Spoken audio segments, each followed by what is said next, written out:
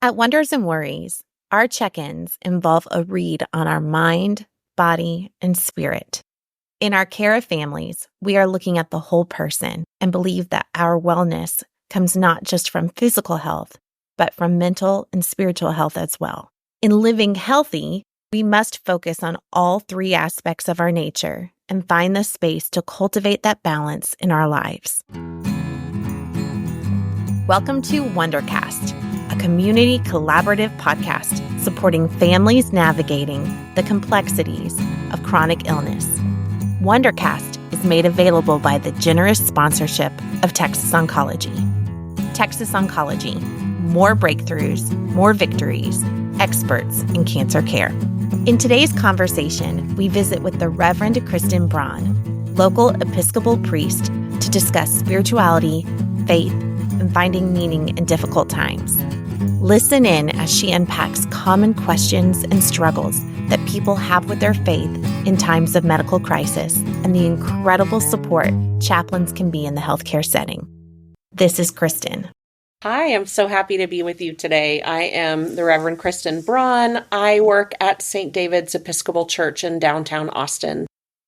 I am in charge of children and family ministries there. And I have just finished my curacy and have been ordained for a hot minute. But I've been at St. David's for the 2 years of my curacy, and now I am a full-fledged assistant rector at that parish. Such a cool old building, yes. It really is. 175 years old. We just celebrated our 175th birthday. And it is steeped in all sorts of Austin goodness and historic. You can feel the spirit inside the building, and the parish is really wise and faithful and consistent, and it is a really amazing place to be. For St. David's now, I am in charge of all of the formational aspects of children's programming. And I add families because it's important to me, but technically that's pretty new. The church really forms adults and forms children, but we have kind of an awkward space where families are not necessarily formed together, which you and I know is super important. It is really great to be an adult. It's really great to be a child, but when you mush children and adults together in a small space that we call the household, things get a little bit wacky and people get frustrated even on a good day. And so we need help in how to be spiritually aware and care for one another in the best possible ways. And so as time goes, this is a new role for me there. I was in charge of advocacy previously, which I dearly love also, but I'm super happy to be back in the family space. It will give me an opportunity to reach families in a place and in a way that we've been remiss. So there are days, that families have to deal with really awful things, and we don't know what to do. And we as parents often feel a failing when it comes to dealing with something really critical and difficult. We don't know how to show up for our kids. Our kids are confused. They ask questions that we can't answer. So I feel like it's really important that we come together as a community and build some education and formation in that space. You're taught early on in social situations, try to avoid talking about politics and religion. Yeah. Really and truly, what you said about the messiness of life. I feel like spirituality is at the root of so much of our very existence. And so to discredit it, I feel like is really discrediting a lifeline for some of these families that could use that extra spiritual support for their healing. I would love, if you're comfortable today, to kind of share what you know about spirituality and how that can support healing. Absolutely. I would be happy to. The structure of the church is 2,000 years old, plus, give or take, right? And then if you include Judaism, it's way older than that. So we have a long history of words and ways to deal with grief that non-secular folks don't have, or secular folks have, right? What I can say about spirituality, no matter what kind of faith practices you have, the thing that is really beautiful about spirituality is that you're asked to remove yourself and your ego and your fear from the equation. And there's a structure and a way for you to do that, right? In Christianity and in Judaism, it's prayer. For the Muslim faith, it's also prayer. For some spiritual practices, it's meditation, right? For some folks, there's chanting or singing. There are ways to be present with your spirit that ask you to forego whatever's happening to you in the concrete, real space that you're living. Now, in the Christian faith, we believe that heaven is very real and very present for us. In the Episcopal faith, we believe that we have a great cloud of witnesses. That's what we call all of the people that passed on before us, all of the saints and all of the beings, and all of those folks, let's say, are in heaven. But that heaven is not a thing that's up in the sky, right? I have a dear friend who is 5, and he recently lost his grandfather, and he was very frustrated and angry that heaven was not up in the sky. He told me he's really angry that his grandfather's gone, and he knows that he will never see him again. And he's super, super upset because he has been in an airplane, and he knows that heaven is not up there. He's like, I've been up there, I looked out the window. There were no people. There were no animals. You said the animals go there. That is a lie. He was very angry and very clear. And I think that's really beautiful. And I said, you know what, bud, you're right. That's because it's not up there. And he was shocked, right? He was shocked. The truth about the Episcopal faith is that we believe that all of those folks are here, maybe just in a way that you can't perceive. But we have all heard of sort of angel experiences or times where people have felt things or felt a hug. And that's what we believe heaven is. It is possible for heaven to break in right here to where we live, but that it's really difficult for us to perceive it because we live in a postmodern world. The beauty of the church is that we can discuss that. And when you come up for communion every Sunday, we call down the Spirit to the altar. And the goal is that you arrive at the altar and you are surrounded by all of these beautiful beings, and that we all commune in that one moment together. That's really handy. When it comes to grief and pain and the struggling and the suffering of this day and age that we live in, there's the promise that even when we're not here anymore, I have chills just talking about it, that we get to be in contact and be connected to those folks who have gone before us. And the promise is that we will get to go also. Those of us who are sensitive to it and willing to talk will tell you that connection is real and that it's there. If you're open and willing to feel it, it's very comforting. I've seen in the hospital environment and all my years of child life there, the role that chaplaincy, a community that is of a church family that can come and support a family, how comforting that can be. As a spiritual leader in your community, do you find that people are very open to come and seek you out and talk to you about hardships or medical things happening in their life? Your mileage may vary. Some people are very, very private. It used to be that your priest would come see you in the hospital or as soon as the baby was born, or you'd be there for, 17 days. I don't know. People used to stay in the hospital for so long.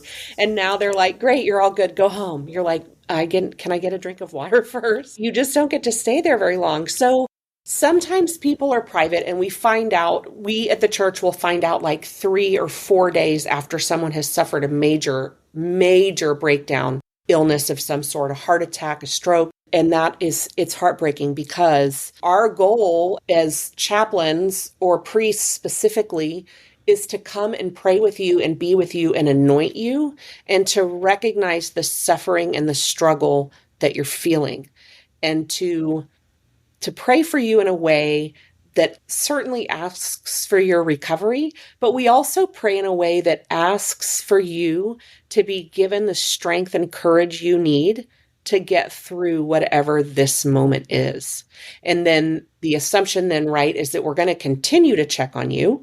And we do that, but that we're going to check on your family and we're going to send people who can support them at home and bring them food if they need it and pray for you at church and let the wider community know that your family is struggling with a thing.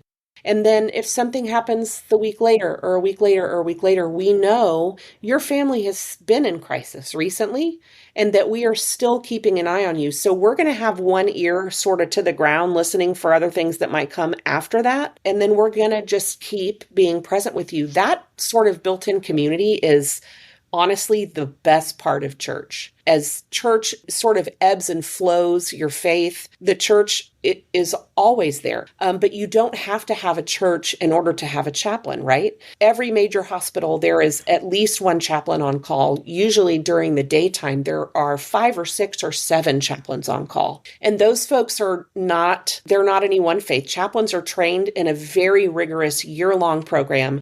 They have 4 units of continuing education on chaplaincy. And they are prepared to meet you in whatever faith or non-faith practice that you want to be a part of. So they will show up for you in any way that you need them to. Also, chaplains will sort of liaise between and advocate with you with hospital staff. They also can put in place a medical power of attorney. They can lead you to paperwork where you can get more powers of attorney started if that is what you need. They decide next of kin. If you lose someone in the hospital, they're the ones that show up for you and walk you through the funeral arrangements and how to get connected with a funeral home. They are a wealth of information and just really compassionately love to sit with people when they're struggling. If you're a person that's willing to lay all of that out there, chaplains and priests are super willing to pick it up and just hold it with you because it's heavy. We are oddly equipped to love that. It's a gift. I know. It really is a special calling. I think there are a lot of misconceptions about chaplaincy in general. I think people, when they're in the hospital, there's this common worry that they're not of my faith, or they're going to try to convert me, or they're going to try to save my soul. I really would love for you to kind of build upon that, talk on a little bit about maybe some of the misconceptions that you have navigated or seen firsthand just through your interactions with families. Absolutely. The first thing that happens when I walk into someone's room, I can be serving as a chaplain in any capacity, not just as an Episcopal priest. If I walk in the room, they're automatically like, oh God, I'm dying. Like, no, we're not here because you're dying. We're here because we love you and we want to know, do you need more pillows? Do you want me to hold your hand? Have you eaten today? Can I call your mom? Like, these are the things that we do, right? Yes. We do the things that I think nurses used to do and now do not have time for. We are your friend. We are your kind, loving face who will just play cards with you if you need company. Most chaplains aren't churchgoers, actually. I think a lot of chaplains started out that way, and then now they don't have time. But in all of those 4 credits that they're required to get to be a chaplain, they cover every single different faith practice. And then they also cover atheism. They cover the differences in medical treatment between different races and ethnicities, right? Folks who have been refugees, folks who need trauma-informed care, like all of those different shades of caring and social work are very much a part of the chaplaincy training. You'll see chaplains who are Baptists. You'll see chaplains who are non-denominational, Unitarian, Episcopalian, but also just people, and they will never convert you. That's part of the agreement. That is part of the agreement. You actually are really not allowed to do that. And it's free. That's what we tell people. I think a lot of families worry just about, especially if they are living in maybe a financially stressful situation or have ongoing hospitalizations or ongoing treatments. I feel like they're very resistant to take these extra things to take care of themselves, and they're not recognizing these extra things that we call are actually essential. It's essential care and wellness. It is. And it's free. It's not an added expense to your hospital bill. This is somebody who has chosen this profession to serve and to take care of. Absolutely. And the hospital pays them, right? Like the hospital has recognized that people get well faster if we are caring for them holistically, if we are caring for their bodies and their minds and their spirits all at the same time. So typically when I walk into a room and someone gives me the side eye because they're not sure why I'm there, I say, these folks, these doctors and nurses that are here, they're here for your body. I'm here for your spirit. And I want to know how your spirit is doing today. How are you today? You know, when you're in the hospital and people ask you every day, like, how are you today? Well, I'm not good. I'm in the hospital, right? That's how you answer. So when the chaplain comes in and says, hey, I'm just here for your spirit. How's it going today? And my face is going to look like, I know it's not good. So Do we want to scream today? Do we want to cry today? Do we need some sunshine today? If we have somebody that's listening that maybe has not been feeding their spirit in a long time, or maybe feeling very depleted in that area of their care, how do you recommend them building or rebuilding some of that foundational care of self? That's a really good question. I think the most important thing that we need to do to care for ourselves is to take stock, particularly before we begin a new practice, is to take stock of where we've been and kind of what our spiritual baggage is, right? In the same way that when we talk about sort of recovering in a racial system, we have to take stock of what our biases are. I think it's the same with spirituality. We have to think about who raised us, what environment we were raised in, and what sort of baggage we have, different forms of Christianity or different sorts of faith practices and religions, right? Because before we begin, we need to know where we stand. Once we have that in place, and then we start to explore, if I explore something and decide, I really hate this, it is not for me, I don't know that I can make a fair assessment of it being good for me if it's maybe that I'm triggered because of something that has happened to me in the past. You can access God in any number of ways, and you can access a higher power or the universe or love in the same kind of ways. So if in a very careful trauma-informed way, I will say, if you have been traumatized by a faith practice in the past, I do not recommend that you go back there, except to say, this is how I was harmed, and I want to avoid that thing, because then it won't be nurturing or fulfilling. It will be painful, right? And so we get into a place of I should be more religious. I should be more faithful, when what you should be is recognizing that you're loved, right? And that's it. So I think from a spiritual standpoint, if we can walk into a space or a place or a practice where we feel love and can access love and then come out of it calmer and more happy, even for a moment, then that's the faith practice or spiritual practice that we want to keep going back to. And then you can build on it and build on it and build on it. If you were looking at just some gentle practices, maybe to start putting into your every single day, to just start building that openness to spirituality, I don't know if there's a certain practice that some of our listeners could maybe even start from their own home without having to venture out and seek other people. That is what I would recommend, is starting in your own home. I always recommend doing a thing that has like a woo factor, like light a candle and sit down and pray for 1 minute. Make it small, make it feel beautiful, and then do that one thing consistently, right? And then slowly you will start to build, because you can go back there to that little bitty small space that you've created. So I would not recommend that you decide to journal every morning when you wake up for 300 words, right? No. You're just not going to do it. I'm not going to do it. And I'm a priest, for crying out loud. It's too hard. So pick one thing, right? Like get a favorite mug and decide that every morning when you brew your tea, I'm a tea drinker. Every morning when I brew my tea, while I'm waiting for the water to boil, I'm just going to stand there and breathe slowly. And then when the thing beeps, I'm going to pour my tea and I'm going to move on with my life, right? That's simple. It's already built in. I have the moment every morning that I'm going to click that button on the water boiler and it's going to boil. I know I'm doing that every day regardless. So I'm just going to build in that little moment right there when I do it. I love that. And I feel like if you do that enough and start to feel success with that, I would have to assume that you'll be open to even more as you continue to heal and grow. Absolutely. I have a guide one time that told me, if you want to create a habit of going to the gym, then go to the gym every day for 30 minutes, but don't go in. Just walk there, park your car, get out, walk up to the door and touch the door, and then get back in your car and leave. And then maybe the next month you'll put on your workout clothes. Honestly, that is the barrier, isn't it? It's like getting in your car and going over there. That's the part that I don't want to do. Correct.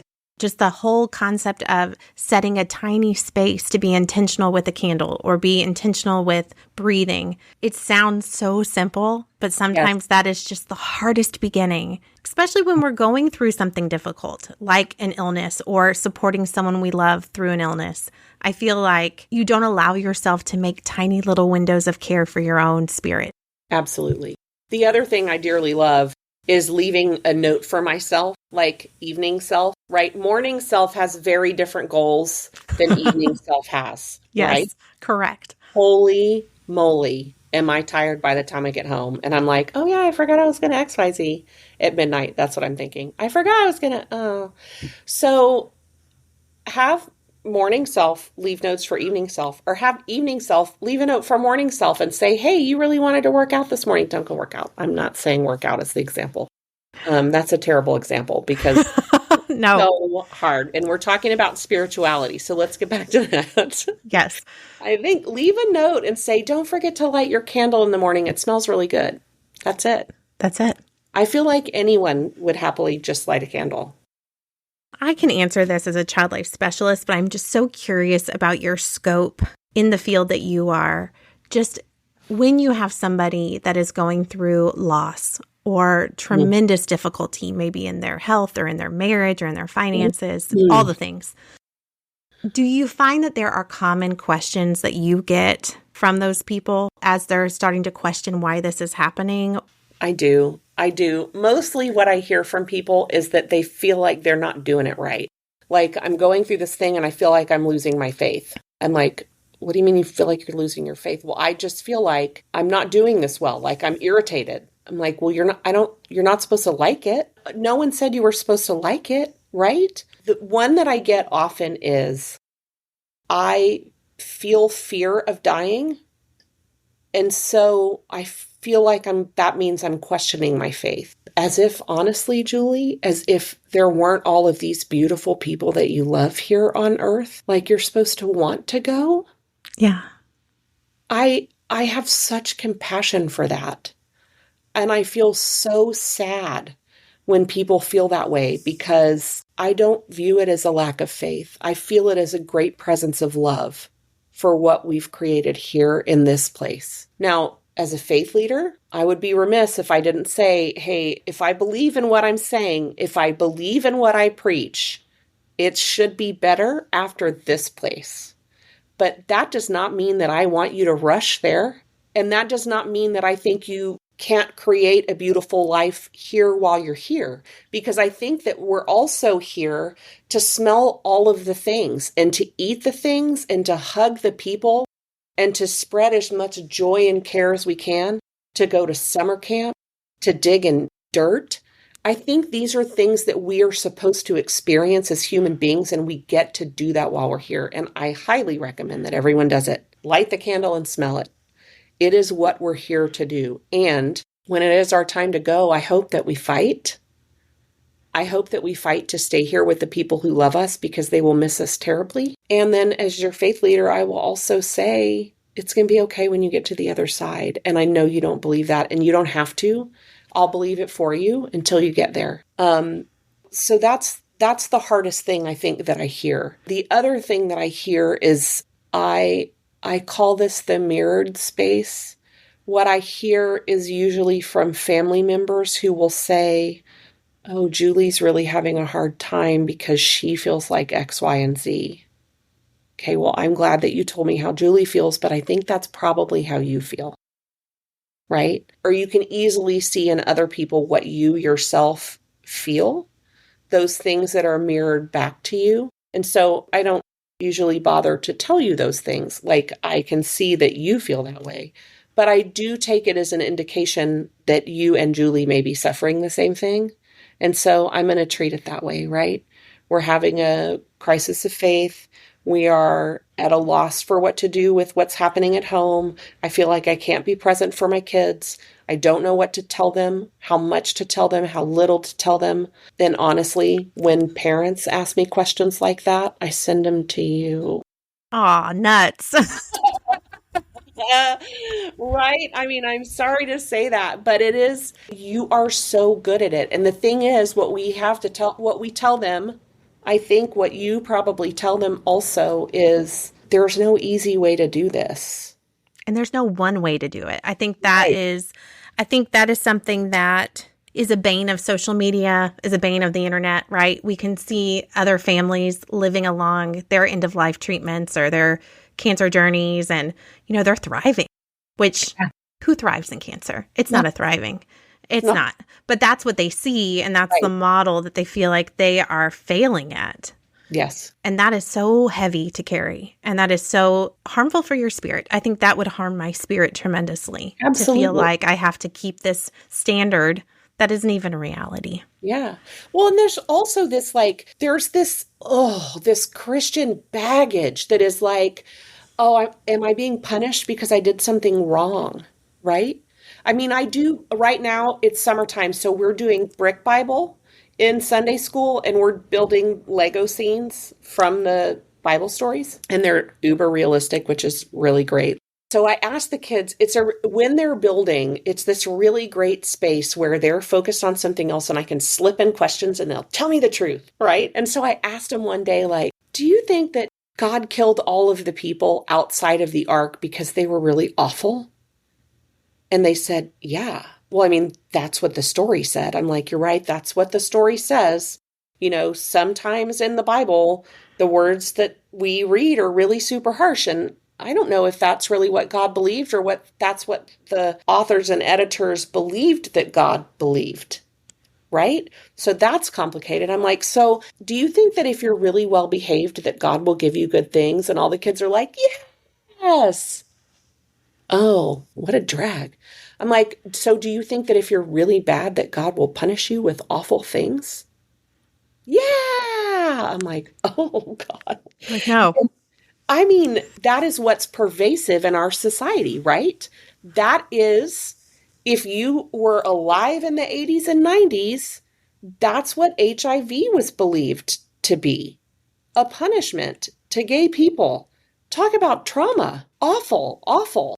So any adult older than 50 is sort of programmed by our American society to believe that we are punished when we are bad. And some of that punishment is illness.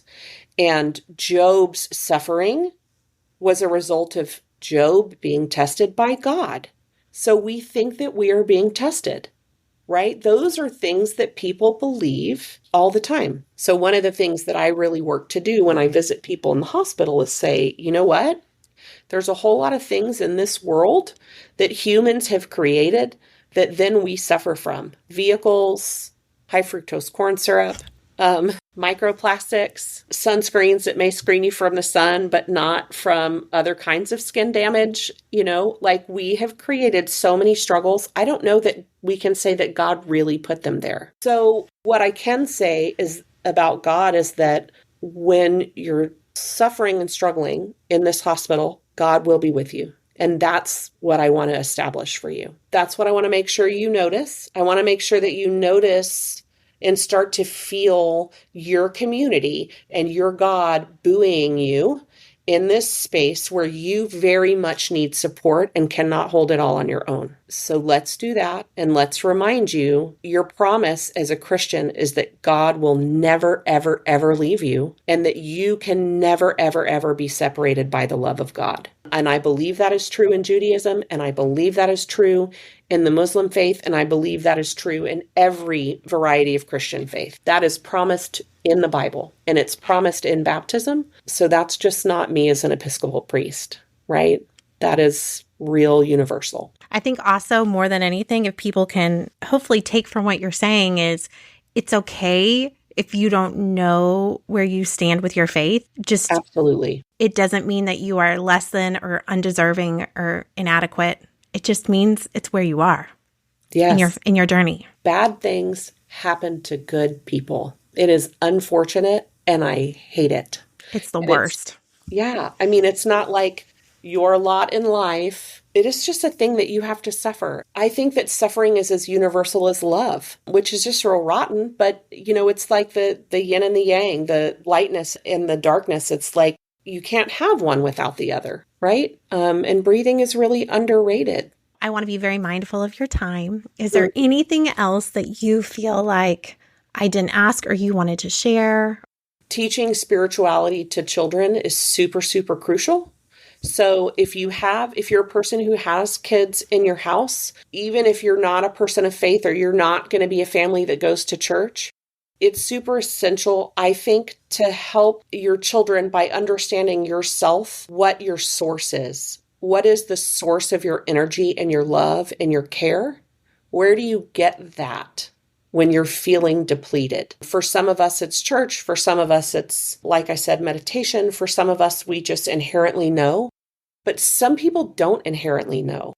And so if we don't talk to our children about it, we aren't people who go to church or temple, then our kids may grow up not knowing how to access that themselves. And that we do them a really big disservice if we don't teach them that they're part of a greater being, right? And I was a biologist first, so I will say, even if you teach them about the biological world and the cycle of water and how things are all connected, I think that's enough too. But it's really crucial that we all understand that we are all connected in some way. Super crucial that we understand how interconnected we all are, and that we teach our kids that they can plug into something like an electrical socket and replenish themselves when they are struggling. And whatever that is for your family, teach them that, because they will then take it and expound upon it like we do with everything else. And what you'll be teaching them is that they can get more and more and more of what they need from whatever source that is, and that they will not ever be empty. The last thing I want to say is that one of the things that you and I have talked about is how to support people when they are suffering. I wanted to just touch on that and say, I think we all know in this day and age that platitudes are terrible, right? But I also want to say, I think it's okay to be really honest with people and say, this thing that you're dealing with really sucks, and I'm really sorry that you're going through it. I also want to say that there are lots of ways that we can accidentally use platitudes that maybe we don't mean to say, like, I can't even imagine what you're going through. When I hear someone say that, I want to say, could you try? Could you try to imagine? Just imagine for 2 minutes what it might be like to be suffering, right? Some of us are empaths, and it's really a devastating way to live. You can feel It is. It's a heavy world. So terrible. And so that's the empath in me saying, just try to imagine. Imagine. I can imagine it. It must be awful. I can imagine you're terrified. Don't be afraid to say those things because you'll make someone cry or because you'll remind them of what they're going through. Because I want to tell you that I guarantee you they've already cried that day. And I guarantee you they're not going to forget for 1 single minute that they're going through this awful thing. Validation can go so far and comfort. Absolutely. We just have to make ourselves vulnerable. And I feel like that is something that is missing from so many people that try to mean well with the words they say. Absolutely. So go ahead and bring it up and say, if you don't want to talk about it, that's okay. But I want to let you know I've been thinking about how much you're suffering, and I really love you. And I know it is really hard. Thank you for tuning in to our podcast today. Please subscribe and continue to check back as our content is ever evolving. For questions or specific content-related requests, please send an email to podcast@wondersandworries.org.